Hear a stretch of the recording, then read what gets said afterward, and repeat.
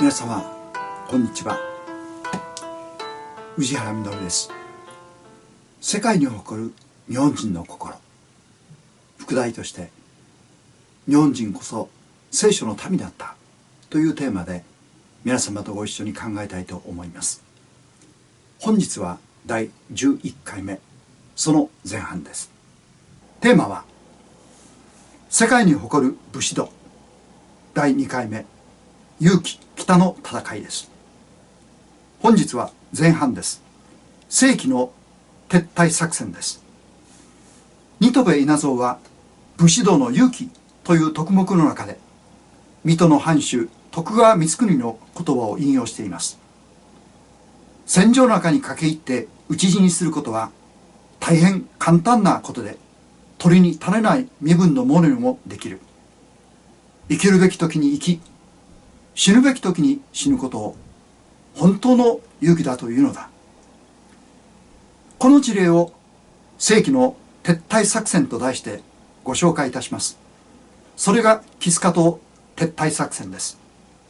昭和18年1943年7月のアリューシャン列島キスカ島守備隊5200人の全員脱出劇です。ウェブ歴史街道も参考にさせていただきます。この奇跡的な成功の陰に、その約2ヶ月前の同じアリューシャン列島アツ島における2600人の守備隊玉砕の悲劇がありました。遡ること昭和17年1942年6月8日、日本軍はアメリカ領のアリューシャン列島アッツ島キスカ島に上陸占領します。目的はミッドウェー作戦の陽動と南方ですが、日本本土空襲の阻止、さらにアメリカとソ連の遮断の意味があったと言われます。しかしミッドウェー開戦後、日本の主戦場はガダルカナル島をはじめとする南方に移りました。日本軍主力もそちらに向けられたため、北の2島の守備隊は取り残されることになり、さらに昭和18年に入るとアメリカ軍が本格的な反撃を始めるのです。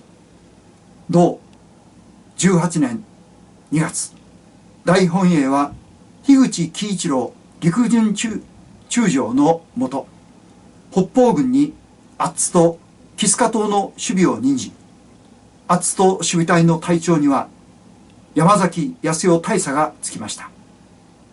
山崎は家族に別れの手紙を残し、4月18日アッツ島に赴任します。それから約1ヶ月後の5月12日、アメリカ軍は強力な艦隊に護衛された1万1000の部隊でアッツ島に上陸を開始。山崎が指揮する守備隊の4倍以上の規模でした。守備隊はまず水小屋で攻撃しますが、圧倒的な兵力差に歯が立たず、敵を山間部に誘い込んで徹底抗戦することにします。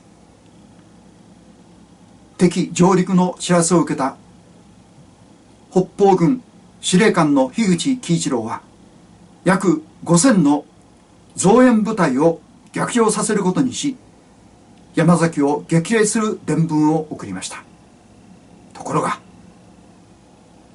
大本営はアッツ島の放棄、キスカ島の撤収を樋口に命じました。アッツ島の将兵は見殺しにされるのです。命令を受けた樋口は怒りと悔しさに号泣したと伝わります。樋口は断腸の思いでアッツ島の山崎に、敵を撃ち再起の時に至れば潔く玉砕せよと伝えました。樋口の伝聞を受けた山崎は全てを理解し、泣き言は一言も言わず、国軍の苦しき立場は了承した。我が軍は最後まで前線奮闘し、武士道に準じると返します。アッツ島守備隊の奮闘はすまじく、3日で占領できるだろうというアメリカ軍の読みは大いに狂い、戦闘は実に19日間に及びました。最後は指揮官の山崎自ら先頭に立って切り込み戦死します。日本軍の抗戦に約1800人の死傷者を出したアメリカ軍は、次のキスカ島攻略に慎重になり、作戦は大いに遅れることになるのです。これがキスカ島の救出に大いにプラスとなりました。キスカ島の将兵は必ず撤収させる。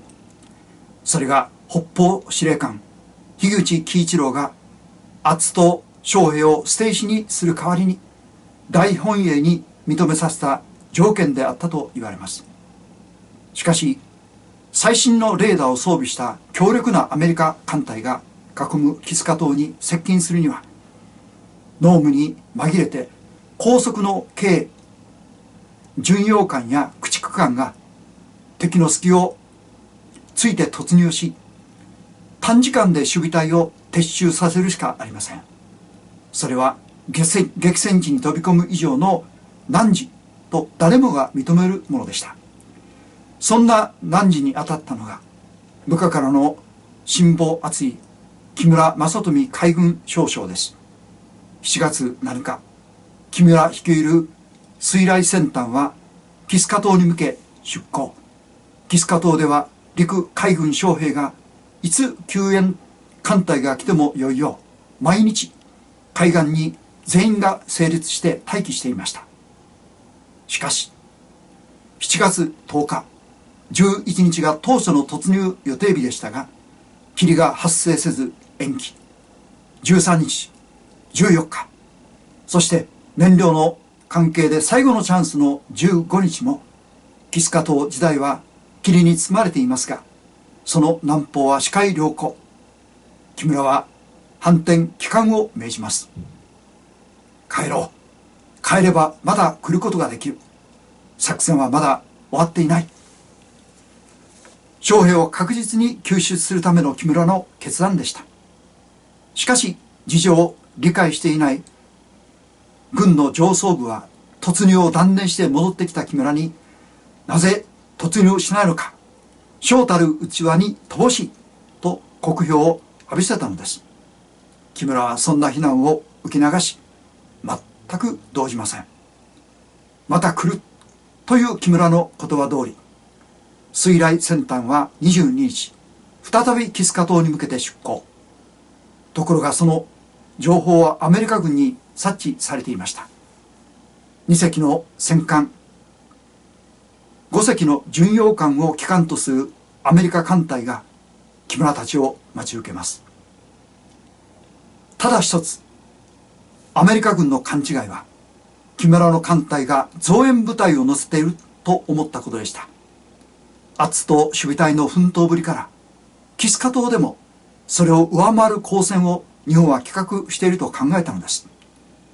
突入予定の26日、濃霧の中、戦闘の艦船阿武隈に海防艦国後が追突。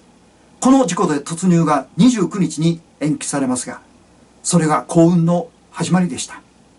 突入予定の当初の26日の夜、キスカ島から阿武隈に不思議な情報が入ります。アメリカ艦隊が砲撃戦を行っていると。アメリカ艦隊は夜間にレーダーに映った影を木村の艦隊と5人猛烈な砲撃を行い、影が消えたことで全滅させたと判断。補給のため海域を離れました。この影は実は遥か彼方の島々の反響映像であったとされます。まるで天の配慮のようで、敵の隙を突き、木村はキスカ島に突入することができました。この攻撃に米軍が撃ち込んだ砲弾は605発です。この砲弾で使い果たした弾薬を補給するため、28日、米軍艦隊は補給地に引き上げました。たった1日の空白の日、7月29日に運よく濃霧が発生し、キスカ湾に日本艦隊が突入することができたのです。キスカ島から全員が無事撤収した守備隊5200人は、艦上でアッツ島の方向に向け、皆帽子を取って深々と頭を下げ黙祷しました。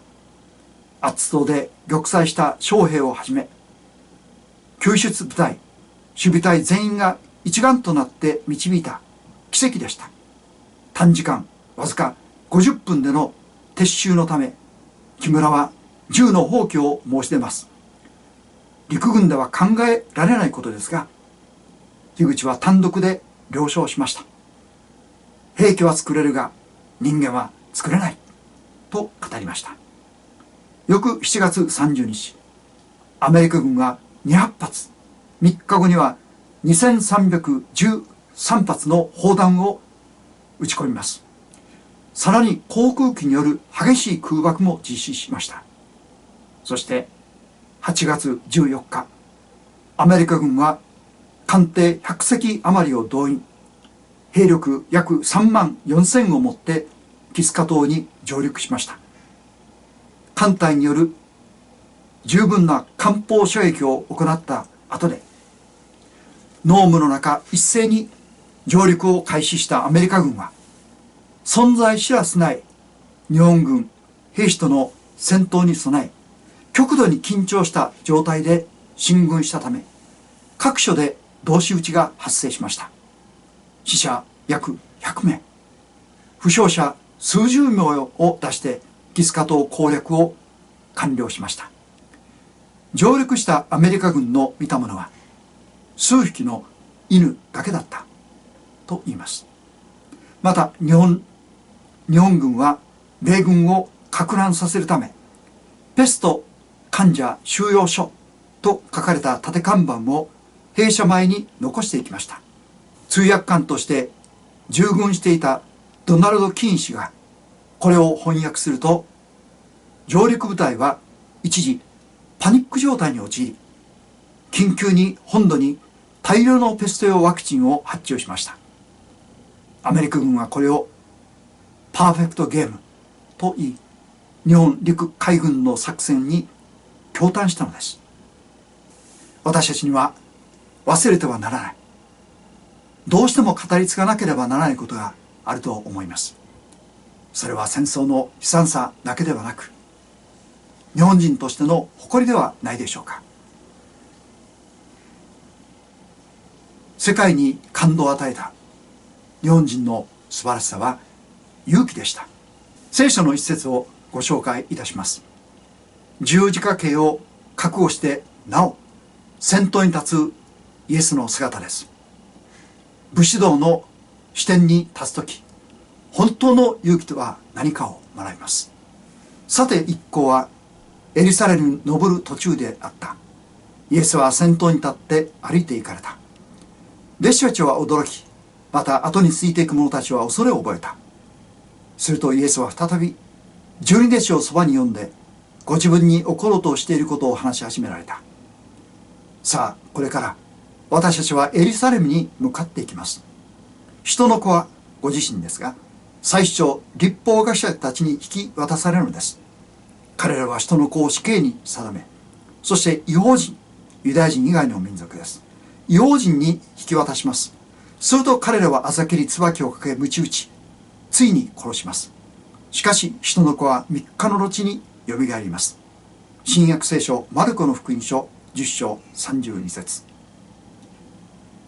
将来自分に待っている運命を知ることができたらと誰しも思ったことがあるでしょう。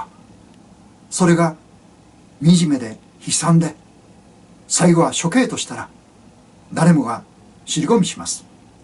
そんな将来なら知りたくもない、避けたいと思います。まさにイエスの前に待ち受けていたのが十字架刑という最も残酷な処刑でした。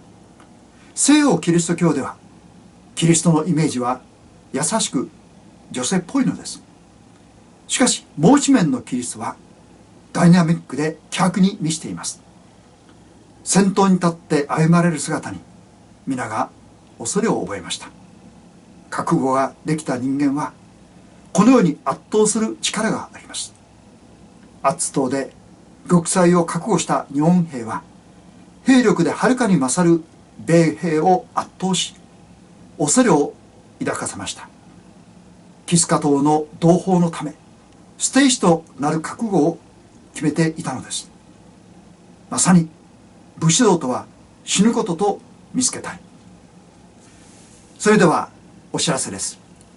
次回12回目、11月28日土曜日です。毎週土曜日の予定です。テーマは世界に誇る武士道、その3回目、勇気南の戦いです。チャンネル登録ご感想いただければ嬉しいです。本日もご視聴誠にありがとうございました。